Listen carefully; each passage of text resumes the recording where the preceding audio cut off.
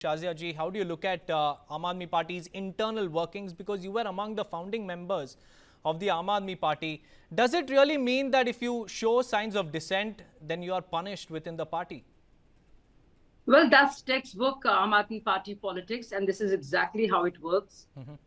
They would not want anybody to have their own individuality, to have their own mind. And as long as Raghav Chadha was not a threat, he was a young leader who was brought in. And he was brought in actually by Yogendra Yadav and Prashant Bhushan. And Raghav also rose to the ranks. He grew up he grew to be a big leader himself. And the minute he started, kind of becoming a leader in his own right, Kejriwal was a very insecure man. It was obvious that he would not tolerate it. And this is exactly what's happened. The minute Raghav Chadha began building his own brand, taking an individual agenda, talking about measures and ideas and raising questions other than that relate to Aam Aadmi Party and their political agenda, he was axed. This was meant to be. So anybody who becomes a threat would be axed, so to speak, or sidelined or cut to size. Now, Raghav Chadha is a Rajya Sabha MP. Clearly, they can't throw him out. He has to run his course. So there's little they can do about it.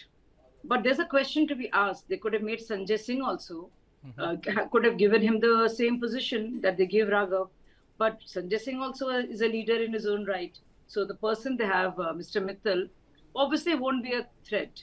So they like people who are like stooges or sycophants, have no individual personality or mind of their own. I was the first one, by the way, to join the Anna movement. Not even when it was a party, and the first one to leave the party when it was at its peak. And I could see all this, but the whole world sees now after 10 years. So Kejriwal is a very insecure man, and he would not tolerate anyone else stealing the glory or getting into headlines or news. It has to be about Kejriwal. So you're saying that Kejriwal is somebody who says me, myself and I, but Shazia, can a party, that talks about transparency muzzle its own MP? And the timing is also very, very crucial to note, because Aam Aadmi Party is already under pressure and they're trying to muzzle someone who has a very, very good public reputation, which also boosts the party in turn.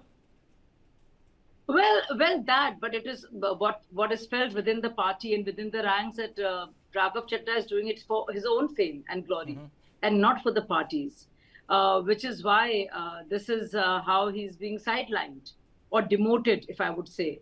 So they feel that Raghav has his own agenda. It is not party's agenda. It is, as somebody said, within the party, as the MLA Saurabh Bhardwaj said, his own PR. So yes, and he has been in the headlines. He's married to a film star, and he has been doing his own thing, which is not in line. Earlier, he was the poster boy of Arvind Kejriwal. He was sent to Punjab to kind of rein in Bhagwant Mann, and he was running the show because they felt Bhagwant Mann was incapable of any governance, so to speak. So Raghav Chadha was Kejriwal's man, but then he became his own man and stopped being a yes man of Kejriwal, which is why he's been asked to kind of calm down, and he's being contained. Shazia, several other BJP leaders are also linking this to what happened with Swati Maliwal. So is the BJP trying to say that there is no democracy within the Aam Aadmi Party?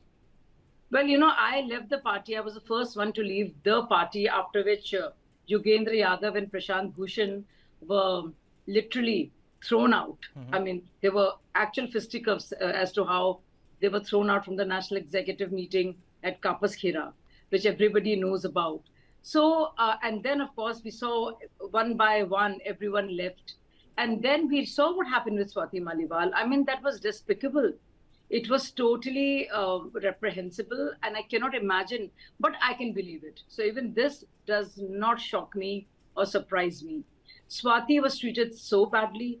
And so anybody who becomes an individual in their own right or becomes too big for their boots is shunted. But what happened with Swati was terrible. So now they have these two Rajya Sabha MPs who will run their cause, who will not resign, because if they resign, they lose their membership. And they will run the cause of their Rajya Sabha tenure. And and they will be like a thorn for Aam Aadmi Party because Raghav Chadha has clearly called out Arvind Kejriwal. He has been rebellious. He has defied the party, so to speak, and has talked about this in great detail in the video that he has posted. And clearly, not just hinting, but saying it out aloud that he is being axed only because he raised Aam Aadmi's issue. So Aam Aadmi Party does not like that. So he's of course getting sympathy also for the same. So this is what it is. And but this is Kejriwal's style of politics. You see, everybody around him is I hate to say it, but is a nobody when it comes to their own personality, their own work, their own credentials, where they come from, who they are. They're just people he has kind of, picked from the cadres and made them who they are. And Raghav was actually one of them. You know, he was brought in by Yogendra and Prashant. And then, of course, Yogendra and Prashant were thrown out, but Raghav stayed and ensured that he became Kejriwal's man.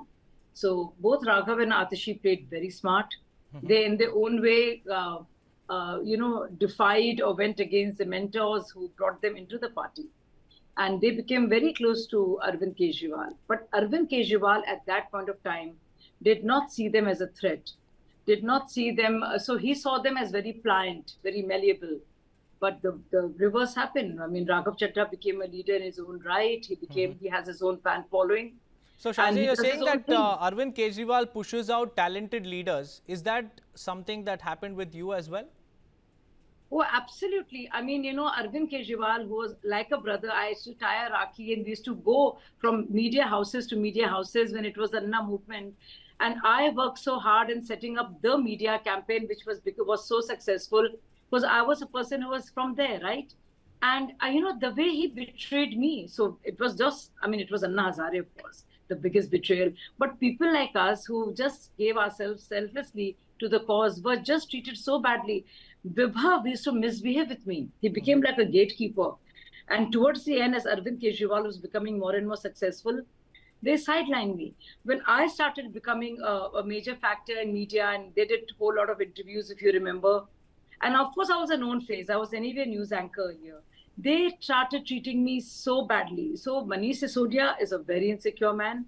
And so is Kejriwal. And they would not allow anybody to have their own, to be known for their own merit, for their own prowess. They want to keep people down. So I was the first one because I was suddenly being treated so badly, only because I rose to prominence and only through hard work.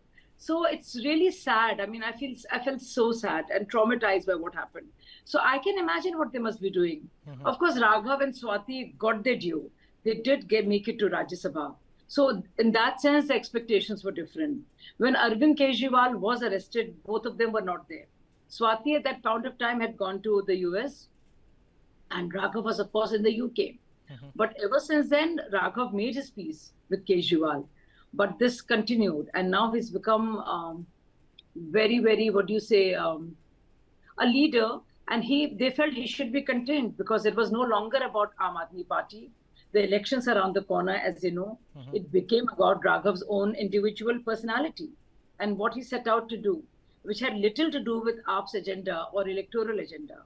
So that became a big thing.